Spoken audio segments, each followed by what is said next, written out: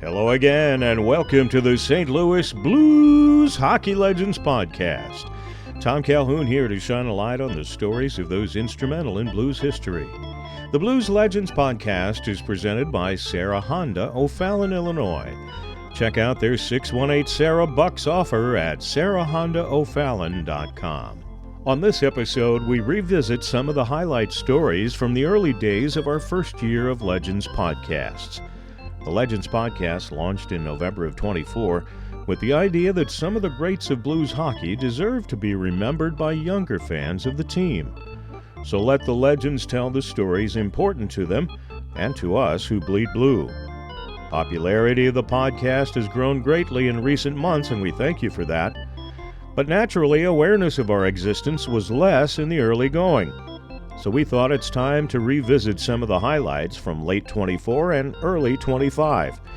We'll get started with a segment of our chat with our heart and soul guy and everybody's buddy, Kelly Chase, in 60 seconds.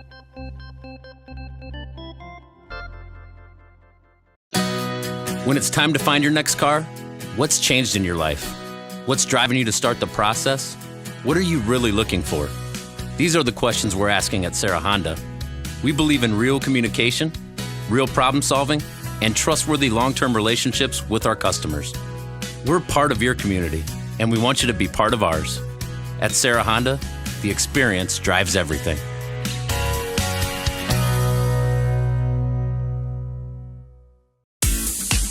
You've got a lot going on in life, and you depend on your car to get you to places you need to be. So when it's time for maintenance or repair, we know you need it done fast and done right.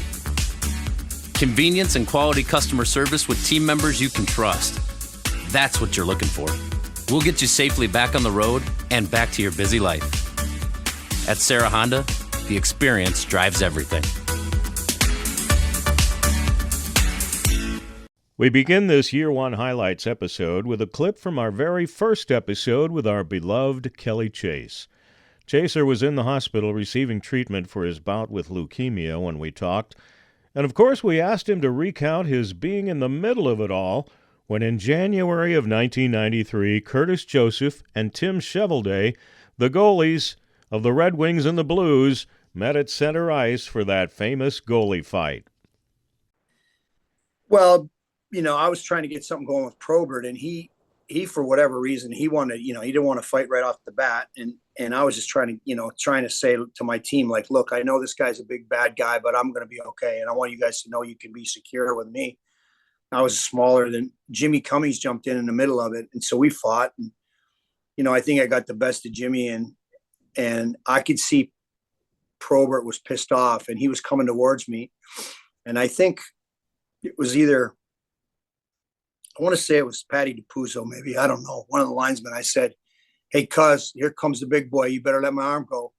And he goes, what? And I said, let my arm go. And then finally, I just pulled my arm away from him. And Probert leaned, basically telling me we're going. And as soon as he leaned over to tell me, I drilled him. And it started that melee. And, of course, the fight ensued. And Cheveldae played junior with me in Saskatoon. So when him and Cujo fought, it was a funny story. We're going off the ice, and his eye was closed. Cujo had shut Chevy's eye, and I just looked over at him, and I go, you are an embarrassment to the Saskatoon Blade and alumni, because, Cujo was a college goalie, right? And he turned around and went crazy on me. You moron, you started all this shit. And he's yelling and screaming at me, and, and I know that, they tried to get Bobby off, and he got into it with the fans, and I guess he got into it with you or whatever, but he was just a tough guy that was fearless, and you're lucky he didn't get a hold of you, because he would have beat the hell out of you. No. But, well, the story goes that he came in the penalty box, and he was the first one put in the box. And in those days, I sat right next to the visitors' penalty box, and there was a couple guys behind the glass who were yelling stuff at him. And so, Proby, he's going up over the glass over these guys. And what do? I'm sitting there looking for something to do, because Jimmy Mayer, who's a uniformed officer back in those days and used to sit in the penalty box, he's up in the stands trying to break up some fights up there. So Probert starts going up over the glass, and I grab him by his trunks, and he's up on the bench, and he looks down at me, he says, you don't want to do that. And, and I said, you're right, Proby. Sorry. I don't know what I'm thinking. So after all the penalties were announced and everything, he's sitting right next to me and he taps me on the shoulder and he says, what the F were you thinking? I said, I don't know, Proby. I guess I thought I was the last line of defense or something, but he was a great guy, really, wasn't he? I mean, I'm He was sure just he was a about great guy. most people do. He's a Yeah. great, he really was, and he was he was loved by his teammates. Everyone loved Bobby, and so I guess the thing with me was, there was such a fierce rivalry with the Hawks, and then a fierce rivalry with the Red Wings, Yeah. that you had to be prepared for the battle that is ununderstandable to hockey players today. You didn't sleep much that night and before, and you thought about the game, and you knew that it was going to be, someone was going to try and bully somebody out of the game. And so for me, I was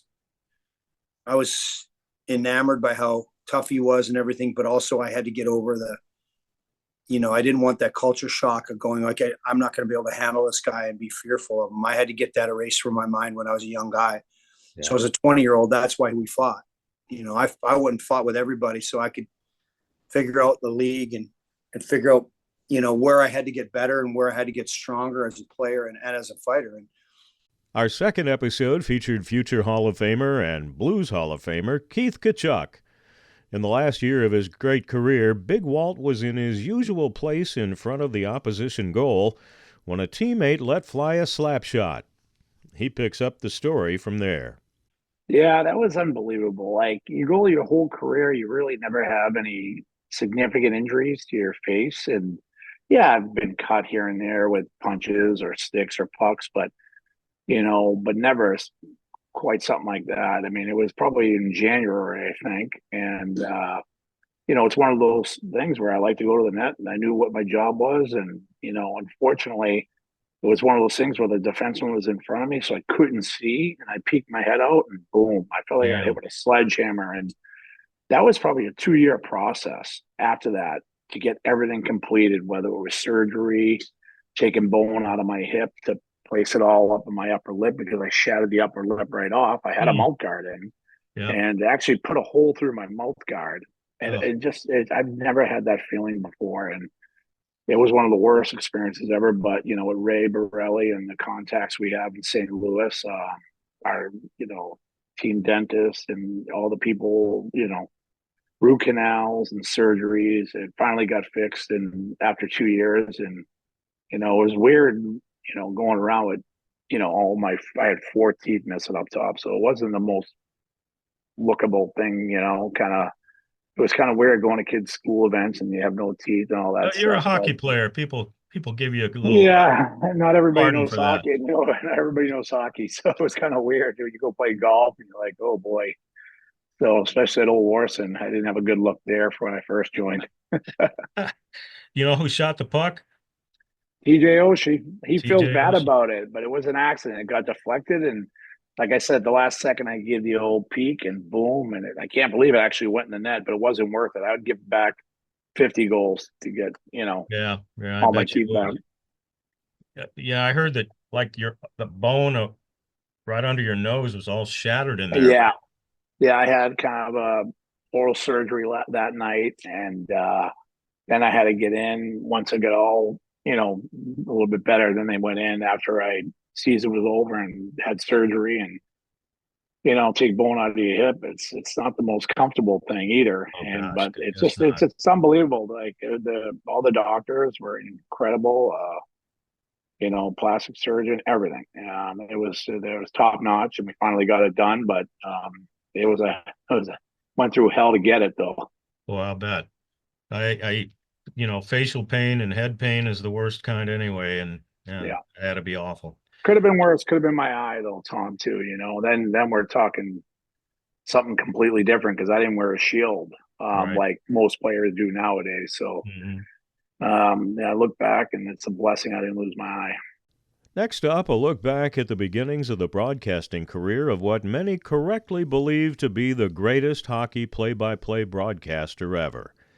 Dan Kelly came to the Blues in the late 60s, and as much as anyone got Blues hockey off the ground with St. Louis fans. We talked with sons John and Dan Patrick Kelly about their father and his decision to accept the job in St. Louis. And he started in a small town called Smiths Falls, Ontario, which is probably a couple of hours from Ottawa. He was a DJ spinning records, and on the side he started doing hockey games, and then went to Sudbury, Ontario, another small town, and then back to Ottawa, where he started to really ascend and work for the CBC affiliate, the number one TV station. And then, did some radio for the Montreal Canadiens, and then got on Hockey Night in Canada as the host. But he really wanted to do play-by-play. And then when the Blues made him an offer in the summer of '68, of course, he came here, and I guess the rest is history. But he really came from very little, Tom, and made his way onto the scene here in St. Louis, and then obviously with CBS and other venues. But it's really quite a story that he came from so little. Tom, I would just add to that. I don't think anybody's heard that part of his story before. At least I haven't. So, Dan, you were going to say? No, I'm sorry. I was just going to add to that. I think his nickname in Sudbury when he was a DJ was Disco Dan. And just about our late Uncle Hal, who John mentioned, and I think was kind of a mentor to my father, was older than him, and was already established in the business, doing television, calling play-by-play for baseball and hockey. And when he first heard my dad's audition tapes when he was young, and as he called him, he was basically an Ottawa hick, the way he sounded. It says, "You're never going to make it," and he obviously made it and polished up pretty nicely. Bruce Affleck did it all in his Blues career: player, broadcaster, sales, and director of the Alumni Association. He's retired now, but while he was still active, he told us about the start of his playing days and the restrictions placed on it by his very religious mother. So growing up, as I said, at 10 or 11 years old, I started to play hockey and wasn't in any elite program or anything of that nature. And then as I got older, I got a little better. And kind of a funny story, my parents, God rest their souls, my mother was very religious. My dad was somewhat, but my mother was very. And I wasn't allowed to play hockey on Sundays. And so finally, I got to about, I think, midgets. And the coach went to my mother and said, if he can make church in the morning, we'll schedule our games to later. Can he play hockey on Sundays? And she agreed to do that. So she came to the first game, and they were charging $1 to get in. She pulled me off the ice. You're not allowed to charge on Sundays. She was religious. Yes, a little embarrassing for a 14-year-old. Bruce's name comes up again in this clip from our January visit with another True Blue Award winner, Susie Matthew. She was one of the first women to hold an executive position in any major league sport. She ran the whole show back in the early days, and she talks about the family feel the front office had in those early days. Working on all these together, whether you were in sales, marketing, PR, what have you, you all pulled together for whatever was needed. There were some tough times along the way, and when I think about prior to the All-Star game that we hosted, that we lost Barclay Plager. Right. But we were a family and we all pulled together. I remember sitting in my office and Hockey Night in Canada was there, and I'm not sure if it was I think it was ESPN, who was fledgling at the time, was there because they were going to be the telecast entities. And we had walked that building so many times, and we had figured out all the camera positions. And I get a call from Bobby Plager, who said, "Susie, Bark's gone. I need your help."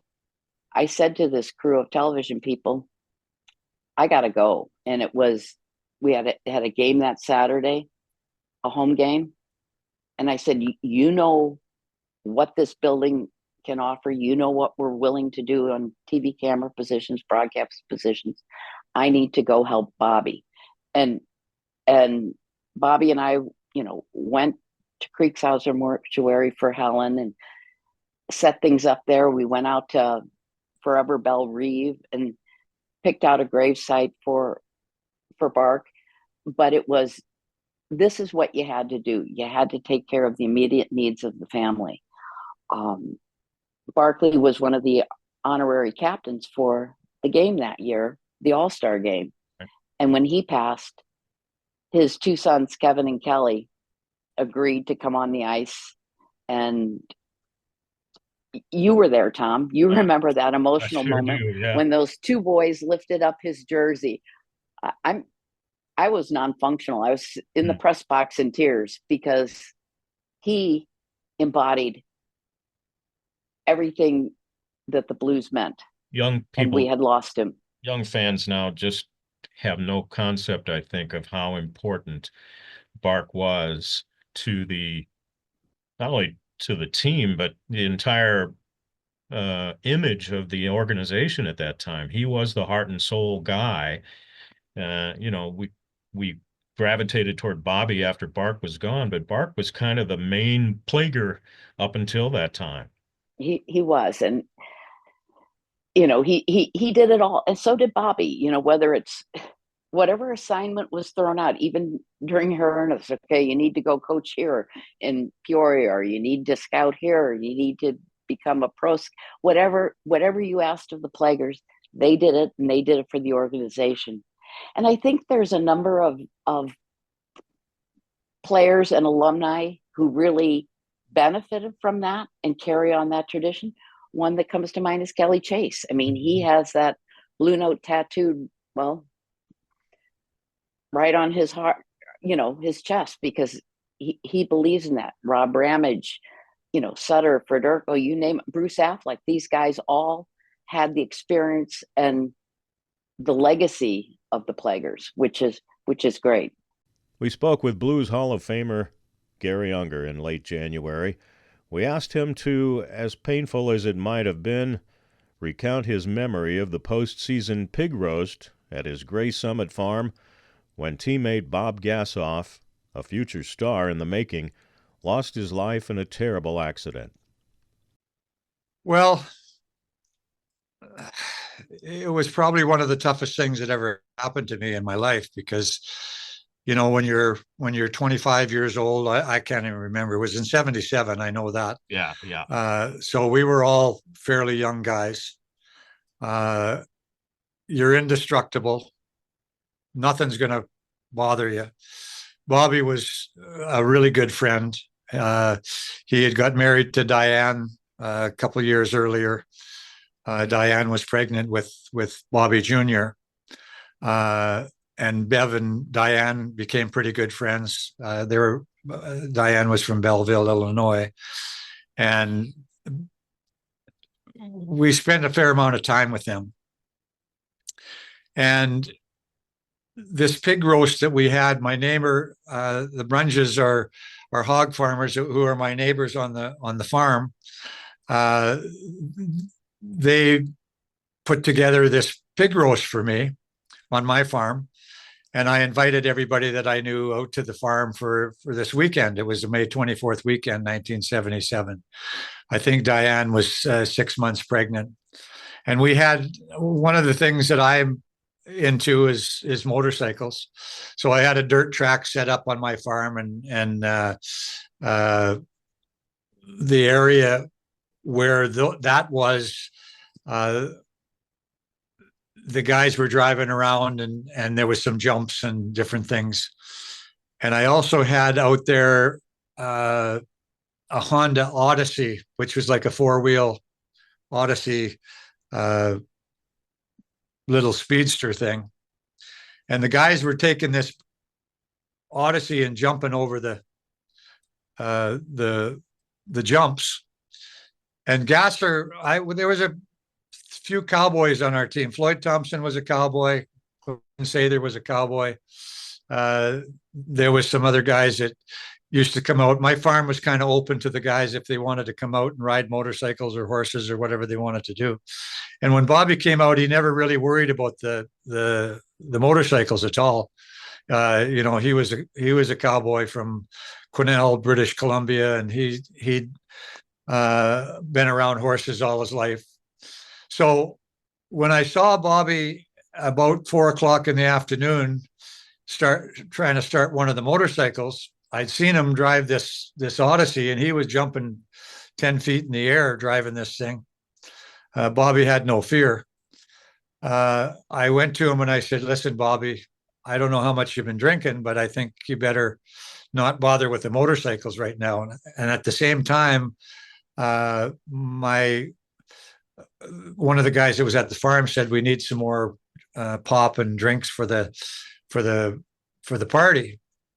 So I got way sidetracked. I think Bruce Affleck was with the two boys that were my agent's little boys. They were out there. They were Morty Ebeling was my agent, and he had two little boys, Met and Kirby, and they had little motorcycles.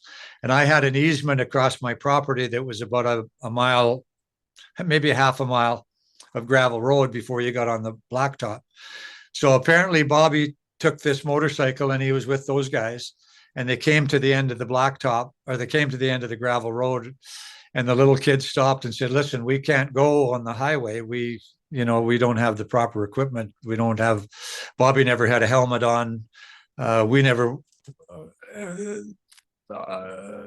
wore helmets at the time." So anyhow, Bobby said, "Well, we'll just go up the road and we'll turn around and come back."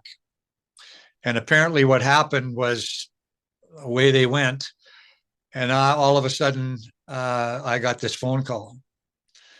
And in your spirit, there's times where when you get somebody calling you when you're at a party, and pretty well everybody you know is at the party except your family maybe back home, something hits you that this is serious. And the guy got on the phone and he said he was from the Missouri State Troopers and wanted to know if I knew Bobby Gassoff. And I said, "Is he okay?" That's all I could say. And Bobby Plager came over and took the phone from me. He could tell I was shaken up.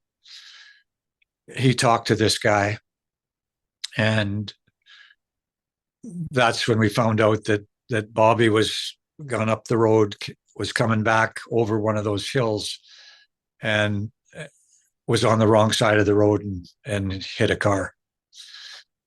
So at that point, I was pretty shaken up.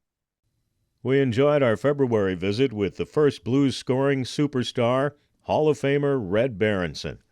The 85-year-old is as sharp as ever, and of course went on, after being the Blues coach for a time, to be one of the greatest college coaches of all time at Michigan.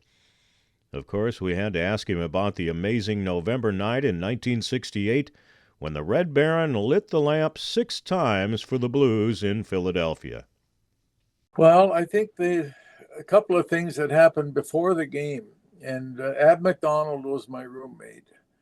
And we got to the hotel. I think we'd played in Pittsburgh the night before, and we'd come from Pittsburgh. And before that, we'd been in Detroit. And Camille Henry had scored a hat trick in Detroit. And I remember saying to myself, "This is great." And I set him up on one of the goals, but I said, "Boy, that's what I need. I need something like a hat trick to really get going." And so Ab and I rooming together, and there was no power in the hotel. So they had candle lights and flashlights. So we literally got to the hotel and we went to bed and got up the next day to play Philadelphia, who, we had quite a rivalry brewing with Philadelphia. And so that night we got going, and I found myself playing against Van Imp and Watson, Joe Watson. And they were the defense pairs that they lined up against us every shift. And of course, they had the last change. They were the home team. And the game was pretty close in the first period. And Jacques Plante was playing goal that night for us. And so we had Glenn Hall and Jacques Plante. So the goals against they were the best in the NHL with those two and with our team. Nevertheless, I got around Van Imp in the last minute of the first period and scored.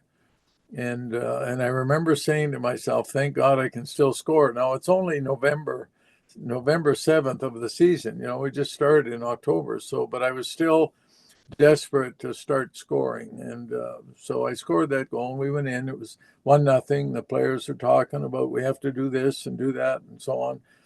Well, the next period we went out and just put their backs up against the wall. We got 4 goals. I had 4 goals in that period and had an assist on another one by, I think Crispy scored that night too.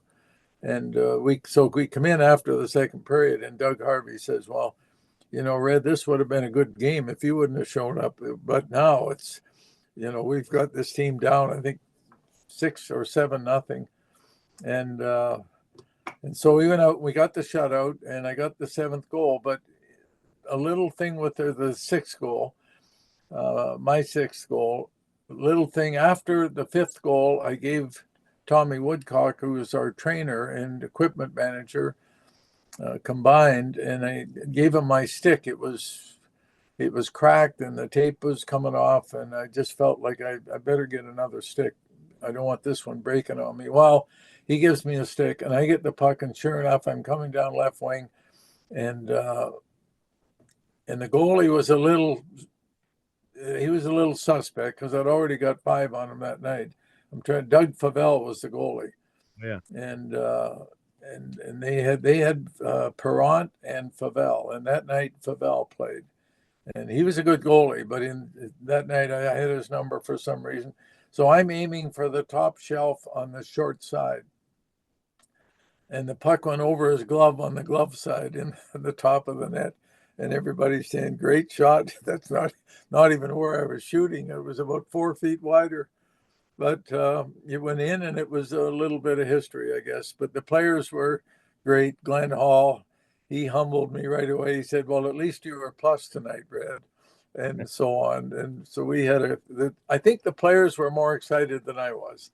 It wasn't like I was jumping up and down or anything like that. It was fine. I'm having a good game. I'm not surprised, but I didn't think 6 goals meant anything special, but it stood up for a long time.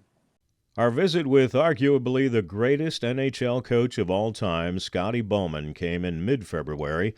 Scotty holds the record for most coaching wins in league history at 1,244 in the regular season and 233 in the Stanley Cup playoffs. He won 9 Stanley Cups as a coach with 3 different organizations. We asked him to explain his decision to leave the Blues after the 70-71 season, after great success with the Blues expansion roster in the early days of the team. Well, it kind of started, probably the main reason was that our staff, myself and Cliff Fletcher was my assistant, who later went on to be the manager in Atlanta and Calgary, and he and I were very close, and we never wanted to really. The crux of it was we didn't feel comfortable trading Red Berenson. That was the start of it. That was the start of maybe the fact that we didn't want to trade him, and the management, ownership, and everything. They just felt that we had the 3 losses and 12 losses, and they wanted to retool the team, and it wasn't easy at that time. And that was the start of it. And I had a disagreement after we did trade Red, and then I didn't want to do it. And I knew that we were going to get a good young player in Gary Younger, but at the same time, it was going to hurt our playoff chances that year. And we got beat by Minnesota in 6 games the 4th year. And we were a good team in the 4th year. The only reason we didn't finish first in our division was Chicago swung over from the East Division because of Buffalo and Vancouver coming in, and Vancouver, they needed to balance our league out, so they put Chicago offered to come into our league, and they were stronger than us still, even after the 3 years we were all playing. So consequently, at the end of the year, they still wanted to make a lot of changes, and I didn't feel very comfortable with the changes. And And then an opportunity came that, didn't come right away. It came after I decided that that wasn't the way I wanted to stay there. It was a very difficult decision, but that's the way I made it. And I said I have to live by it. But, I got a chance to go back to my hometown in Montreal, and they had just won the cup the year before, but they had an issue, and they were looking. And I knew the people that were running the team because I had coached junior teams with the people that were now the manager there. So that's the real, say, just the tip of the iceberg why I wanted to leave. And so we agreed to. I had an existing contract, but we agreed after a few negotiations that I could get out of the contract, and I could go on to what I was going to go back to my hometown.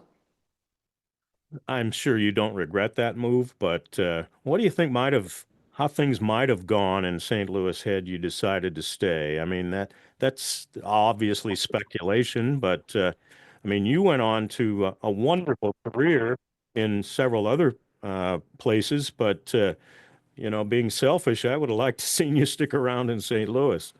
Well, it was a hard decision to make. I just had a young girl born the year before. My wife was from that area, but sometimes you have to make some decisions based on you have to have the right attitude and have to have the right interest. And I lost my interest that I felt that this was going to be a tough sledding to have to and I was some other events that they wanted to make changes with, and we just didn't agree on the changes. And when you don't agree on changes, you can't stay and be uncomfortable. And that was the biggest decision I had to make.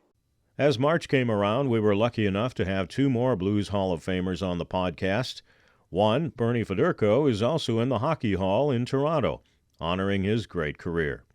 We touched all the bases with Bernie, but his long relationship with another Blues legend and early career line mate, Brian Sutter, has deteriorated over time, and his words became a little more difficult to find when talking about his old friend. Tom, Brian and I have had a relationship that I don't think that anybody can really ever say that unless you're a brother with somebody. And Brian and I we came out of junior playing out in the Western Canada Hockey League. We played against each other. He was the captain of Lethbridge. I was captain of the Blades, and we didn't like each other. We played in the playoffs the last year. We beat them. We played in the All-Star game together. He was on my left wing. You mentioned Don Murdoch. Don Murdoch was on my right wing in the All-Star game as well. But Brian and I had something that probably no one can really kind of emulate. We did everything together. We came up through the minors. We played on the same line. We were roomies. We lived across the street from each other. With our, in the same neighborhood. So we had our great times, and we both wanted to win. We were so delighted and happy to be able to play for the St. Louis Blues. But as life goes on, when Brian got the opportunity to be coach, and I actually was the one that talked him into being coach. Jack Quinn called me, and Ron Caron said, "Hey, can you tell Brian we'd like him to coach?" And Brian didn't want to stop playing. He didn't want to coach, and I basically was the one that talked him into getting that opportunity to come out of playing at this level and go right into coaching. It was a very special moment for him. But as things happen, when you become the boss, things change. You're the coach. I'm the player. We're the team. He's management. So things changed with us. And that's just the way it went. So I guess our close relationship changed. We'll always be friends. We don't talk to each other that much.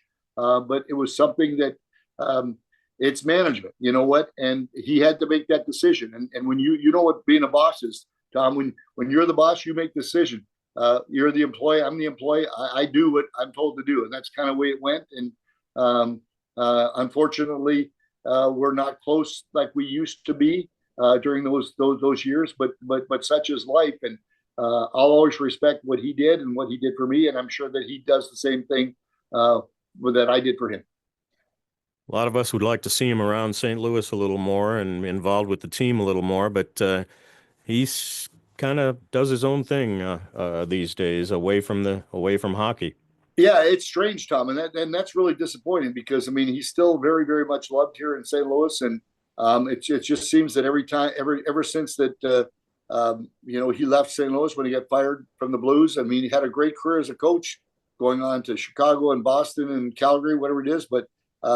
He's been invited by the alumni many times to come back, and for whatever reason, he came back for the Winter Classic, but he didn't come back for the Hall of Fame induction, and that's just kind of the way Brian is, and that's in my opinion, that's his loss that he's not here in St. Louis because, as you said, everybody would love to have him come back here. Our second March podcast featured that other Blues Hall of Famer we referred to earlier, the great goaltender Mike Liut. Mike also happens to be the player agent for current Blues netminder Jordan Binnington. Binner has 2 years left on his current Blues contract, and we wondered what Mr. Liut thought about his client's future. Beyond 2 years, or when his hockey career is over? We'd like to see him stick around in St. Louis for another. Yeah, I think sure. Here's. I'm not going to talk about other sports. I don't know the players in other leagues and so forth. And it's not better. It's not worse. They're just my experiences with hockey players, and that's it. Hockey players generally don't look to move teams. That's not the go-to move, right? And maybe it's cultural, but it's cultural in most other sports too. In that you get drafted by a team, the team that drafts you, that crest is somewhere indelibly tattooed on your heart, right? It just is. And that's always, there's always an identity with the team that drafted you. In today's world, my world, there was never the opportunity to change teams, and that maybe lasted longer than in some other sports, but and players certainly do change teams, and that part of the business has kind of balanced out, but it's still an athlete, and maybe I should preface it with athletes rather than a sport. Athletes, you're always looking to remove the anxiety, to remove the distractions, and focus on just playing the game. Changing teams is a distraction, and you're starting all over again. It isn't easy. Right. And it isn't easier. It doesn't get any easier the older you get. Yet we all have to do it many times when you get to the end of your career and teams are looking to change their lineup, maybe acquire an asset they don't have, and they're going to trade somebody whose asset value is going to diminish all the way down to zero in the next couple of years. Right. So that you just accept that you're going to get shown the door at some point near the end of your career. But it isn't a go-to move. Now, in today's game, where people become more accustomed to moving around, then you look at your career and say, I've got one or two more chances at a Stanley Cup. That tends to drive the decisions. And you look at a player like Ray Bourque. Ray is just one of the very great players of all time, right? Sure. And particularly at his position. And he ran it all the way out in Boston until there was just no more opportunity to win and nothing on the horizon. And they traded him to Colorado and he won. And that's like, everybody looked at that as good for Ray, right? He deserves to win one, right? And not only deserves, he should win one with the career he had, that sort of thing. So with Binner, you can't look into the future. That's the greatest distraction for an athlete. Your boots are here, and your mind has to be here, wherever that is. And the Blues are on a tremendous run right now, and you have to love the way they're playing. I mean, I said that 80-81, we had all these, the scoring on our team was all-time highs. And when the Blues won the Stanley Cup, I mentioned to Doug Armstrong, I think it might be the greatest team win in the history of the Stanley Cup. As we wrap up our early Year One top stories, we go back to our April visit with one of hockey's most feared enforcers of his time, Tony Twist. We asked Twister about the 1999 motorcycle accident that effectively ended his hockey career, and we heard part of the story that he hadn't told before. Yeah, they gave me a 10% chance of living in the hospital when they got me there.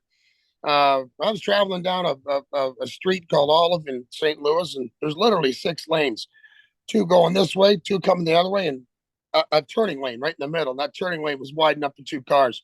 It was 8 o'clock on a Sunday evening. There's no vehicles out whatsoever, 0.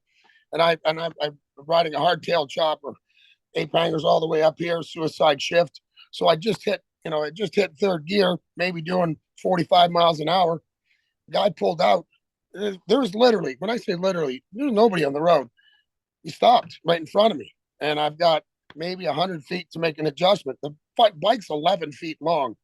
Can't lay it down or else I'm done.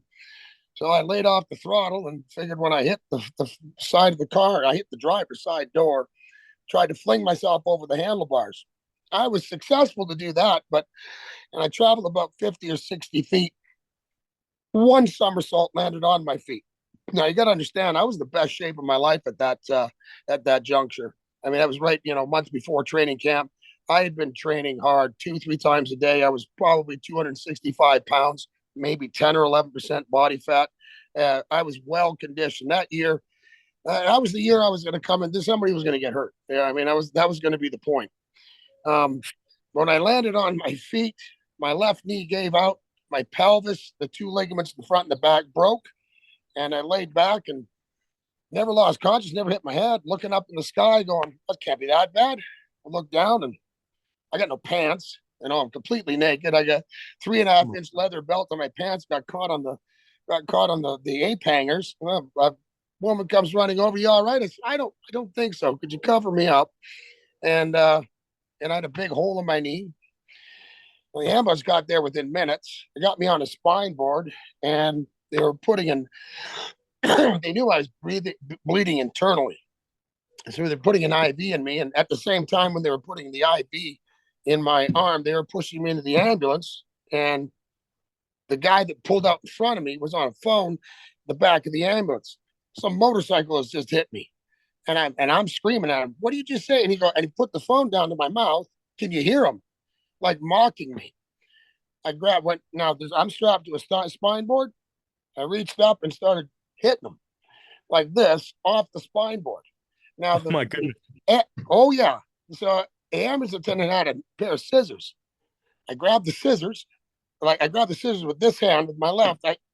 And I threw him down here and I tried to stab him. But I couldn't because I was on the spine board. So I switched hands, grabbed my right hand, and the ambulance attendant is doing his best to hold it back, and he can't. Then the officer came in, opened up the doors, his gun drawn, said, drop it. I don't think anybody's heard that part of the story. Am I right? Well, that's how it happened. Hey, Blues fans, I hope you enjoyed these highlights from the early days of my personally highly enjoyable efforts with the St. Louis Blues Hockey Legends podcast. It's a lot of fun for me, hopefully fun and enjoyable for you as well. So if it is, please talk it up with your friends and your fellow Blues fans. I would appreciate it very much. And I couldn't do it without the terrific support of our presenting sponsor, Serra Honda in O'Fallon, Illinois. If you're in the market for a new or used vehicle, I have come to know the great people that operate this dealership, and they are on the ball with everything. I can't recommend them highly enough. Honda vehicles, one of which I drive myself, are top-notch. You might know that already. And the great Serra team in O'Fallon is top shelf as well. So please see them for a new vehicle or used vehicle if that's what you're in the market for. And tell them you heard it here on the Legends podcast. We look forward to more Legends coming up in the next several weeks and months. Some haven't been on yet. You probably might know who I'm talking about. But we're lining some things up that you're going to be excited about in 2026. If you are a fan, please stay tuned and like and follow on our social media, and we appreciate that as well. Tom Calhoun here saying thanks for being a fan, and let's go Blues!